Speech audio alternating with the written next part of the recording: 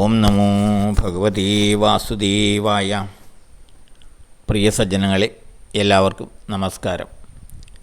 സത്സംഗവേദിയിൽ നമ്മൾ ശ്രീമദ് ഭഗവത്ഗീതയിലെ 11-ാം അധ്യായമായ വിശ്വരൂപദർശന യോഗത്തിലെ 4 ശ്ലോകങ്ങളാണ് പൂർത്തിയാക്കിയത്. നമുക്ക് 5, 6 ഈ ശ്ലോകങ്ങൾ നോക്കാം. ശ്രീഭഗവാനുവാച പശ്യ മേ പാർത്ഥരൂപാണി ശതശോഥസഹസ്രശാ നാനാവിധാനി ദിവ്യാനി നാനാവർണാകൃതീനി ച. ഹേ പാർത്ഥ, നാനാവിധാനി പല വിധത്തിലുള്ളവയും, ദിവ്യാനി ദിവ്യങ്ങളും, നാനാവർണാകൃതീനീച പല നിറങ്ങളും ആകൃതികളുമുള്ളവയുമായ, മേ രൂപാണി എൻ്റെ രൂപങ്ങൾ, ശതശ അഥ സഹസ്രശ നൂറുകണക്കിലും പിന്നെ ആയിരക്കണക്കിലും, പശ്യ നീ കണ്ടുകൊള്ളുക. ശ്രീ ഭഗവാൻ ഉവാച, ഭഗവാൻ ഇപ്രകാരം പറഞ്ഞു. അതായത് ഭഗവാന്റെ ആ വിരാട് രൂപം ദർശിക്കണം എന്ന് അർജുനൻ ആഗ്രഹം പറഞ്ഞപ്പോൾ അതിന് മറുപടിയായി ഭഗവാൻ പറയുന്നതാണ്. അല്ലയോ പാർത്ഥ, പല വിധത്തിലുള്ളവയും ദിവ്യങ്ങളും പല നിറങ്ങളും ആകൃതികളും ഉള്ളവയുമായ എൻ്റെ വിവിധ രൂപങ്ങൾ നൂറുകണക്കിലും പിന്നെ ആയിരക്കണക്കിലും ആയിട്ടുള്ള രൂപങ്ങൾ നീ കണ്ടുകൊള്ളുക. ആ രൂപം കാണുവാൻ അർജുനന് അനുവാദം കൊടുക്കുകയാണ് ഭഗവാൻ. പ്രിയ അർജുന, പല വർണ്ണങ്ങളിലും ആകൃതികളിലും ഉള്ള എൻ്റെ ആയിരക്കണക്കിലുള്ള ദിവ്യരൂപങ്ങൾ നീ കണ്ടുകൊള്ളുക. ഈ പ്രപഞ്ചത്തിലുള്ള സകല രൂപങ്ങളും ഭഗവാന്റെ തന്നെയാണ്. അതിന് വിവിധ ആകൃതികളും വർണ്ണങ്ങളുമെല്ലാം ഉണ്ട്. അവയെല്ലാം ഓരോന്നോരോന്നായി നൂറുകണക്കിന് ആയിരക്കണക്കിന് നീ കണ്ടുകൊള്ളുക എന്നാണ് ഭഗവാൻ പറയുന്നത്. കാണാൻ പോകുന്ന അത്ഭുതത്തെപ്പറ്റി ഒരു ബോധ്യമുണ്ടാവാനാണ് ഭഗവാൻ ഇപ്രകാരം പറയുന്നത്. എൻ്റെ വിവിധങ്ങളായ നൂറുകണക്കിനും ആയിരക്കണക്കിനുമായ രൂപങ്ങൾ, എണ്ണിയാലൊടുങ്ങാത്തത്ര രൂപങ്ങൾ, അത് ഓരോന്നോരോന്നായി നിൻ്റെ മുന്നിൽ വരാൻ പോവുകയാണ്. അത് കണ്ട് നീ വിഹ്വലനാകാതെ ശ്രദ്ധിക്കണം എന്ന് സൂചിപ്പിക്കുവാനാണ് ഭഗവാൻ ആദ്യമേ തന്നെ ഇത് പറയുന്നത്. നീ കാണാൻ പോകുന്നത് നിന്നെ വിഹ്വലനാക്കരുത്. എൻ്റെ ആയിരക്കണക്കിന് നൂറുകണക്കിന് വിവിധ രൂപങ്ങൾ നിന്റെ മുന്നിലൂടെ ഇപ്പോൾ കടന്നു പോകും എന്നൊരു സൂചന കൊടുക്കുകയാണ് ഭഗവാൻ ഈ ശ്ലോകത്തിലൂടെ.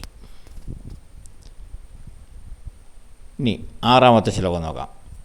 പശ്യാദിത്യാൻ വസൂൻ രുദ്രാൻ അശ്വിനോ മരുതസ്തഥാ ബഹൂന്യ ദൃഷ്ടപൂർവാണി പശ്യാശ്ചര്യാണി ഭാരത. ഭാരത, ഹേ ഭരതവംശജ, അർജുന, ആദിത്യാൻ ആദിത്യന്മാരെയും, വസൂൻ വസുക്കളെയും, രുദ്രാൻ രുദ്രന്മാരെയും, അശ്വിനൗ അശ്വിനീദേവന്മാരെയും, തഥാ മരുതഃ അതുപോലെ മരുത്തുക്കളെയും, ആശ്ചര്യാണി ആശ്ചര്യകരങ്ങളും, അദൃഷ്ടപൂർവാണി മുൻപ് കണ്ടിട്ടില്ലാത്തവയുമായ, ബഹൂനി അനേകം രൂപങ്ങളെയും പശ്യ നീ കണ്ടുകൊള്ളുക. ഭഗവാൻ അർജുനന് ആ ദിവ്യരൂപം കാണിക്കുവാൻ സന്നദ്ധനാവുകയാണ്. കാരണം അർജുനൻ അതിന് യോഗ്യനാണ് എന്ന് ഭഗവാന് ബോധ്യമുണ്ട്. അതുകൊണ്ടാണ് അതിന് ഭഗവാൻ സമ്മതിക്കുന്നത്. ഭഗവാൻ തുടരുകയാണ്. ഹേ ഭരതവംശജനായ അർജുന, ആദിത്യന്മാർ, അതായത് നമ്മൾ നേരത്തെ കണ്ടു 12 ആദിത്യന്മാരുണ്ട് ഇത് നമ്മൾ പറഞ്ഞല്ലോ. അദിതിയുടെ പുത്രന്മാരായ 12 ആദിത്യന്മാർ, ദേവതകൾ, വസുക്കൾ, അഷ്ടവസുക്കൾ, 8 വസുക്കളുണ്ട് എന്ന് നമ്മൾ പറഞ്ഞു. അങ്ങനെ അഷ്ടവസുക്കൾ, 12 ആദിത്യന്മാർ, രുദ്രന്മാർ, 11 രുദ്രന്മാരുണ്ടെന്നും നമ്മൾ മുൻപൊരു ശ്ലോകത്തിൽ കണ്ടതാണ്. അങ്ങനെ 11 രുദ്രന്മാർ, അശ്വിനീ ദേവന്മാർ, മരുത്തുക്കൾ, വിവിധ വായുക്കളുണ്ട്. 49 മരുത്തുക്കളുണ്ടെന്നാണ് പറയുന്നത്. വിവിധ വായുവിൻ്റെ വിവിധ പ്രകൃതികൾ. അതുപോലെ ആശ്ചര്യകരങ്ങളും മുൻപൊരിക്കലും നീ ഇന്ന് വരെ കണ്ടിട്ടില്ലാത്തവയുമായ അനേകം രൂപങ്ങൾ. ഇതെല്ലാം നീ കണ്ടുകൊള്ളുക, നിനക്ക് ഞാൻ കാണിച്ചു തരാം.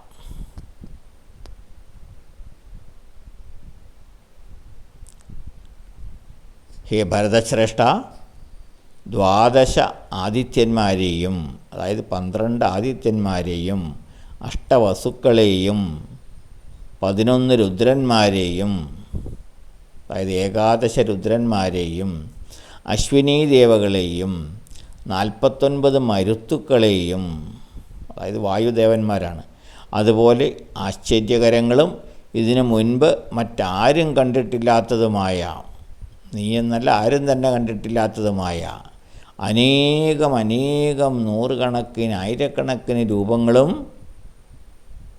ദർശിക്കുവാൻ നീ തയ്യാറായിക്കൊള്ളുക. ഇതാണ് ഈ ശ്ലോകത്തിലൂടെ ഭഗവാൻ പറയുന്നത്. അപ്പോൾ അർജുനൻ്റെ അപേക്ഷ പ്രകാരം ഭഗവാൻ തൻ്റെ വിശ്വരൂപത്തെ അർജുനന് മുന്നിൽ കാണിച്ചു കൊടുക്കുവാൻ തയ്യാറാവുകയാണ്. അതിന് മുന്നോടിയായി അർജുനന് അതിനെപ്പറ്റി ഒരു വിവരണം കൊടുക്കുകയാണ്.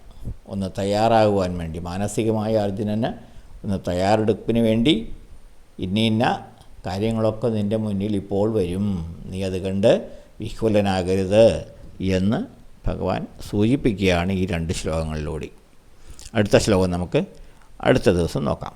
എല്ലാവർക്കും നന്ദി, നമസ്കാരം. ഓം നമോ ഭഗവതീ വാസുദേവായ.